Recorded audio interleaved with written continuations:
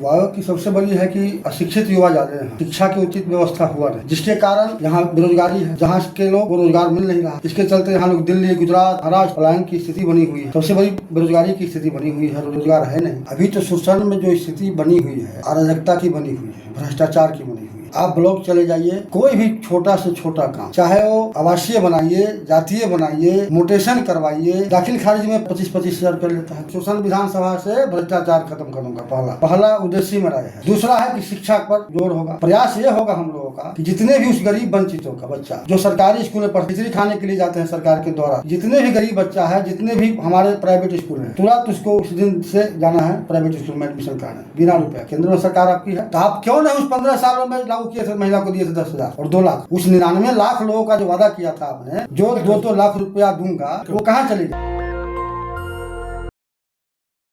हमारी जनता प्रत्याशी आए, वोट दिए, चुनाव जीते, सपना पकड़ लिए। अभी तक यही 35 वर्षों से लोग झेल रहे हैं। हमको लगता है जो आपने क्वेश्चन किया है, आप आम लोगों से भी देहात में जाके पूछिएगा तो वर्तमान विधायक जो पहले रह चुके हैं उनके बारे में भी आपको आम लोग बताएंगे, जो कभी भी शोषण के हित की बात नहीं किए, शोषण में कोई विकास की बात नहीं हुई। शोषण ज्यों का त्यों 35 वर्षों से पड़ा हुआ है। अगर शोषण में विकास अगर कुछ दिख रहा है आपको, तो यहाँ के जितने भी सामाजिक कार्यकर्ता हैं उनके बल पर हुआ है, यहाँ के जिला प्रशासन के बल पर हुआ है, और जितने पुराने एमपी रहे हैं या वर्तमान एमपी जो काम कर रहे हैं उस पर हुआ है। यहाँ विधानसभा में कुछ अभी तक विधायकों को द्वारा नहीं किया गया, कुछ भी नहीं किया गया है। पंकज कुमार ठाकुर जी का कहना है युवा नेता हैं, युवाओं की सोच है और युवा भारी संख्या में वोट करेंगे शोषण में, और हजारों युवाओं से हमने आज बात भी किया है। युवाओं की बड़ी समस्या क्या देखते हैं आप? चूंकि पढ़े लिखे व्यक्ति हैं आप, इकोनॉमिक्स में ग्रेजुएशन किया है पंकज कुमार ठाकुर ने, एक बायोग्राफी भी हम बताते हैं। मैट्रिकुलेशन के बाद इंटर और उसके बाद आते हैं यहाँ से स्नातक करते हैं, और अभी जनता के वास्ते, जनता की उम्मीदों के वास्ते बुनियादी चीज़ों पर यहाँ पे काम भी कर रहे हैं। समस्या क्या देखते हैं आप? पलायन, रोजगार या भ्रष्टाचार? युवाओं की सबसे बड़ी शिकायत आपके पास कौन सी है? युवाओं की सबसे बड़ी है कि अशिक्षित युवा ज़्यादा यहाँ है, शिक्षा की उचित व्यवस्था हुआ नहीं, जिसके कारण यहाँ बेरोजगारी है। जहाँ के लोग को रोजगार मिल नहीं रहा है, इसके चलते यहाँ लोग दिल्ली, गुजरात, महाराष्ट्र पलायन की स्थिति बनी हुई है। सबसे बड़ी बेरोजगारी की स्थिति बनी हुई है, रोजगार है नहीं। हम लोग अपने स्तर से व्यक्तिगत 20 वर्ष से राजनीतिक में हूँ। पूर्व में 2012 में मैं 9 में पैक्स चुनाव जीता था सुरसंड पश्चिमी में। यहाँ से जीत के जिला 2012 में सीतामढ़ी और शिवहर को बड़ी बैंक के चेयरमैन बना। उसके बाद लगातार उसके बाद बने हुए हैं। 18 में मैं चुनाव छोड़ दिया, 10-15 वोट से हार गया। उसके बाद भाजपा का जिला सहकारिता प्रकोष्ठ का अध्यक्ष रहा, संयोजक रहा। अभी लगातार जब यहाँ आया तो लोगों का इच्छा हुई, तमाम शोषण विधानसभा के जितने पंचायत हैं उनमें अच्छे बुजुर्ग बुद्धिजीवी वर्ग सभी लोग मुझे कहने लगे कि नहीं भाई, ये सब दिन बहरिया का वोट देते आए हैं, ये शोषण एकदम नेता विहीन हो चुका है। शोषण में कोई नेता ही नहीं है। ये सभी पार्टी के लोग बाहर के लोग को टिकट देते हैं, जीत के जाते हैं, और शोषण उसी दिशा दशा में पड़ा हुआ है। पंकज जी, बड़ा दुर्भाग्य है कि बाहर के लोग आते हैं, विधायक बन जाते हैं, जो जैसा लोग बता रहे हैं, आप जो बता रहे हैं, स्थानीय लोग क्यों नहीं यहाँ पे मतलब आ पाए जनता के बीच? जनता के दिलों को क्यों नहीं जीत पाए? आम जन टिकट, यहाँ तो टिकट की बात है। पार्टी ने देखा कि जहाँ से जिसको टिकट देते हैं चुनाव जीत के चली जाती है, तो पार्टी तो मतलब नहीं है जनता से। जनता कि अगर सोच के मतलब रहता तो लोकल विधायकों के लिए लोकल आदमी को टिकट देता। सो तो कर नहीं रही है, वो तो देख रही है पटना से भी टिकट दे के आता है, चुनाव जीत के जा रही है। तो इस बार जनता पूरी तरह मूड बना ली है 2025 में कि परिस्थिति जो हो, टिकट कोई भी पार्टी अगर शोषण विधानसभा क्षेत्रीय लोगों को देती है तो 100% 80% जनता उसके साथ रहेगा। इसमें कोई जाति धर्म पार्टी नहीं चलेगा।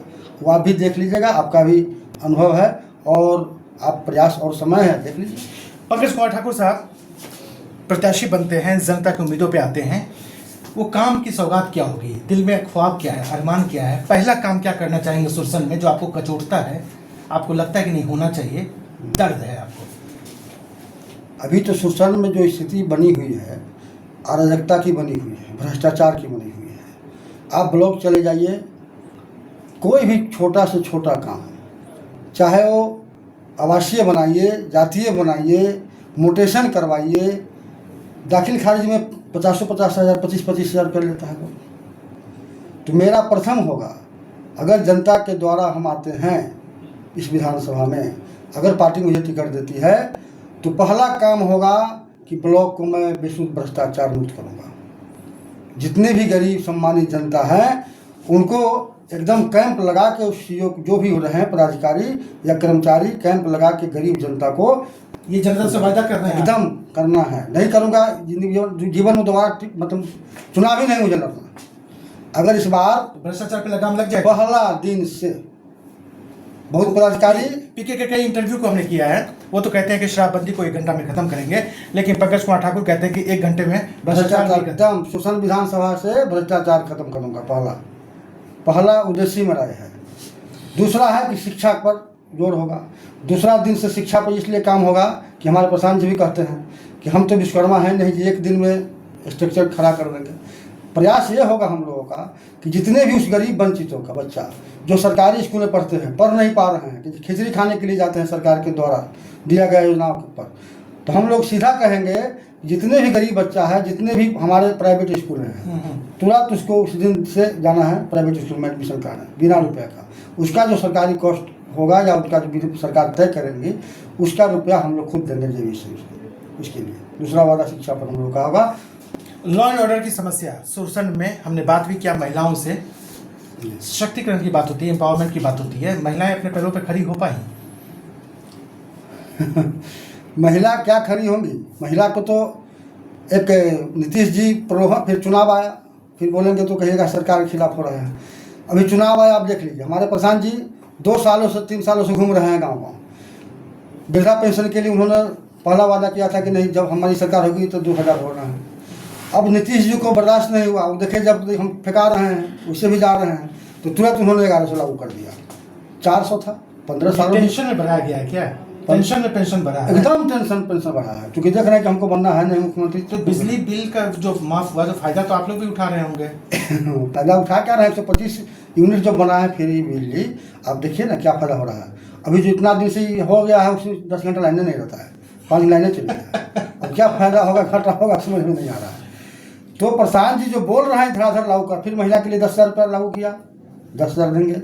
वोट तो डायरेक्टली खरीद नहीं सकते हैं। प्रशांत जी बार बार कहते हैं कि रुपया से जो मिलेगा सो नहीं देना है, देना है तो ले देना है। सरकार 15 सालों से है। तो मेरा कहना है कि अगर पूर्व नई सरकार, तो आप नहीं सरकार में थे, केंद्र में सरकार आपकी है, तो आप क्यों नहीं उस 15 सालों में लागू किए थे? महिला को दिए थे 10,000 और 2 लाख। उस 99 लाख लोगों का जो वादा किया था आपने, जो 2 लाख रुपया दूंगा, वो कहाँ चली गई? सरकार सत्ता में है। इस वक्त आप देश के सबसे बड़े चैनल नेशनल दस्तक पर 11 मिलियन सब्सक्राइबर के साथ पंकज कुमार ठाकुर को देखो सुन रहे हैं। सुरसंड विधानसभा क्षेत्र में मौजूद हैं। पंकज जी, जनता के नाम क्या अपील आपका, मतदाताओं के नाम क्या संदेश आपका? गणमान्य जो लोग हैं सुरसंड के, लाखों लोग आपको देख रहे हैं, करोड़ों लोग आपको देख रहे हैं, लोगों के नाम क्या अपील आपका? 2 शब्द आपके। मैं सभी सम्मानित जनता मालिकों से इतना ही दरख्वास्त करता हूँ कि चुनाव का समय आने पर बहुत सारे नेता, बहुत सारे दल अपनी अपनी प्रलोभन का व्यवस्था करती है और आप लोग उसमें डूब जाते हैं। उस प्रलोभन नहीं पड़ना है। और प्रशांत जी जो बिहार बदलाव की बात कर रहे हैं, नेशनल दस्तक की आपसे गुजारिश है कि अगर इसको बचाना चाहते हैं तो नेशनल दस्तक को सब्सक्राइब करने के लिए रेड कलर के सब्सक्राइब बटन को दबाएं, फिर बेल आइकन की घंटी दबाएं। नेशनल दस्तक को बचाने के लिए बहुत जरूरी है कि हर खबर को शेयर करें, लाइक करें, कमेंट जरूर करें।